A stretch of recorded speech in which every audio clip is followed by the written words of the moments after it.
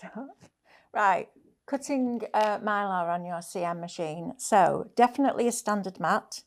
This is a new one. If you haven't got a new one, make sure that the one that you are using is retacked with stencil glue.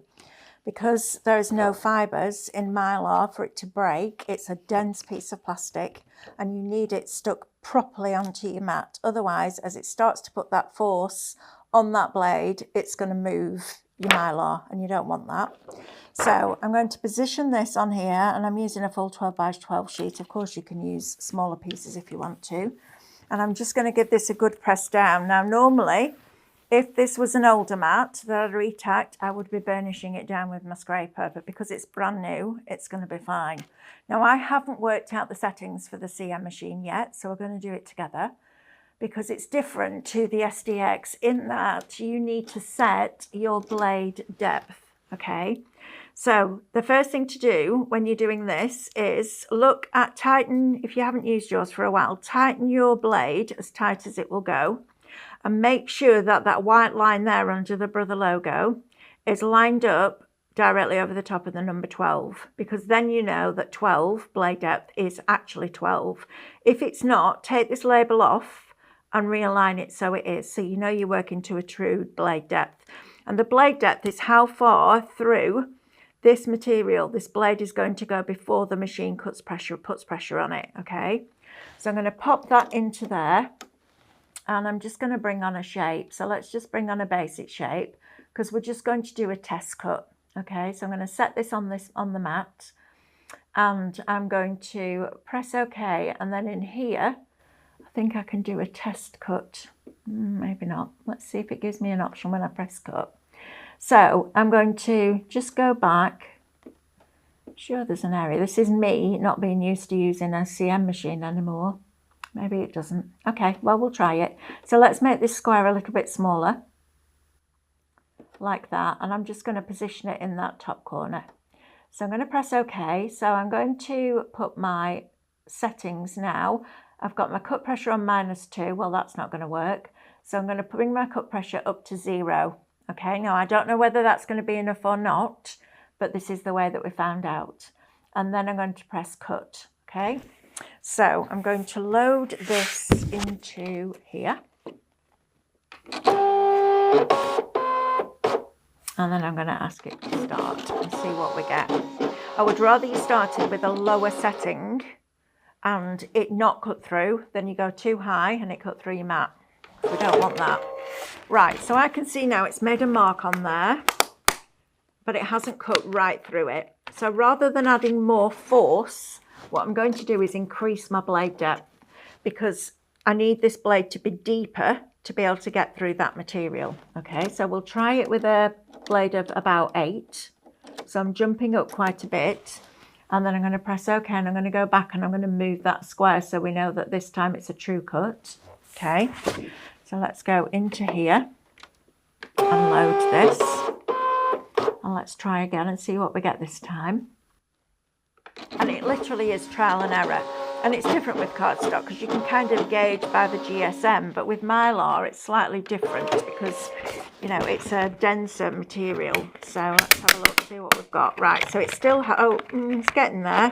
It still hasn't quite cut right through. Can you see I'm still not getting through there? So what I'm going to do is I'm going to take my blade out and I'm going to drop it back down to about 6, but I'm going to put some force on that blade.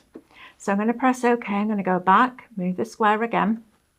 And this time I'm going to go in here and I'm going to ask it to cut with a cut pressure of 1, because I'd really like you to be able to cut it in one pass rather than having to keep go around again and again and again. So let's see what we get this time. Let's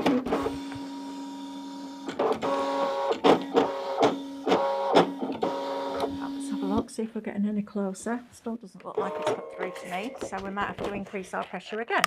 Oh, now we're getting there, look. Right, let's peel the whole sheet off. Excuse the noise. It's not a nice noise, is it? Take this off now. So we can see that we're starting to get there. Can you see it's starting to cut through that bit? So I know I'm going to try taking my pressure up to 2. Okay, and once we've done this once, and this is why I would rather do it than you waste your Mylar.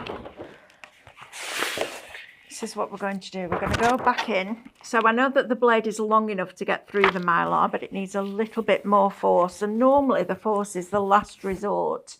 But with this, because it's dense, we need to add a little bit more force to that blade. Okay, so I'm going to load this in again.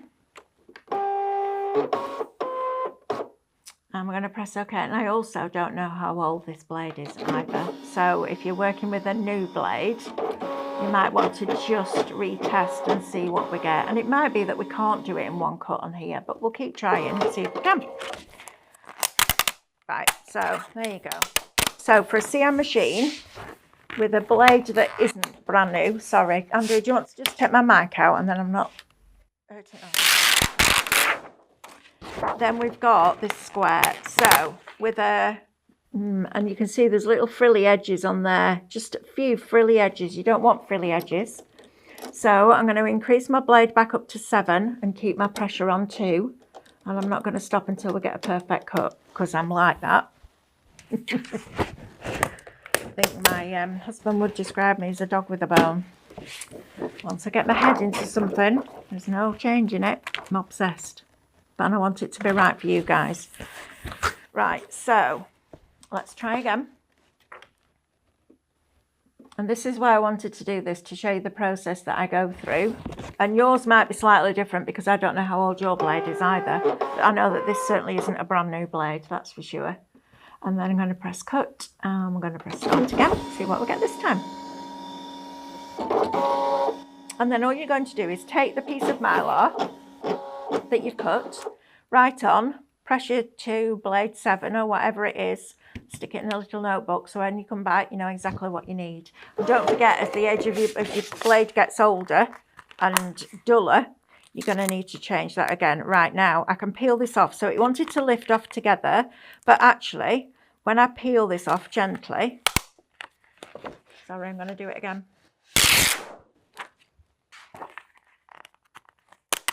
You've then got a perfect square. So that is absolutely pristine. You don't want any of the raggedy bits on it, because you're going to put ink through and those raggedy bits are going to get in the way, and you certainly don't want to be going in with a pair of scissors or a craft knife, because that defeats the object. So on a blade that's probably 3 or 4 months old, on a 0.19 mil Mylar, you want your blade on 7 and your pressure on 2. But check it on your machine. Don't go in and do a full stencil until you've done a little test cut to find out what works, and then you're good to go. So then all you do is pop your USB in there, record the information and cut the stencil out. And that, my friends, is our education for our, now I've got to get the name of this right. Yes, I know, I worked on it.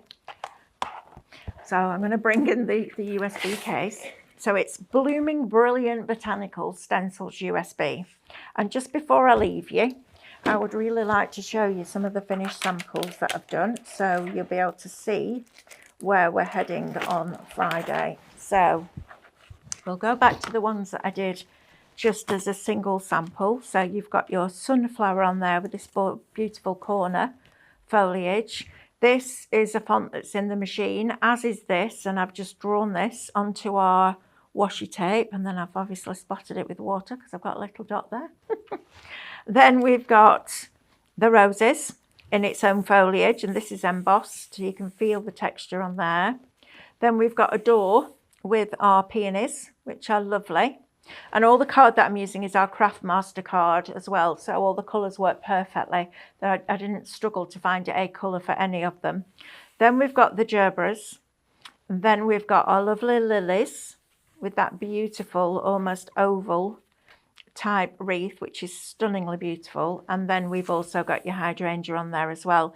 This one won't emboss as deep as your others because the detail is quite tiny and quite close, so just be aware of that. Don't think it's something you're doing wrong, it just will be slightly less. Then we've got another one with our lilies in a slightly different tone.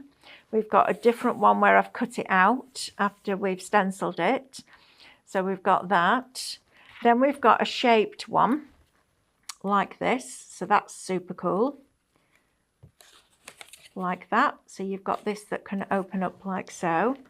Then we've got the one where what I've done is masked off a piece. So I've taken a piece of the thinnest, cheapest copier paper I could find, or even a really thin vellum, cut a strip and put it down onto your project first, and then stencil. So you're blocking off, you're masking off that central panel, so you just get the stencil top and bottom, which is lovely. This one I masked off down the sides, and then I've used a brown fine liner just to add that detail in, and used a stamp across the top.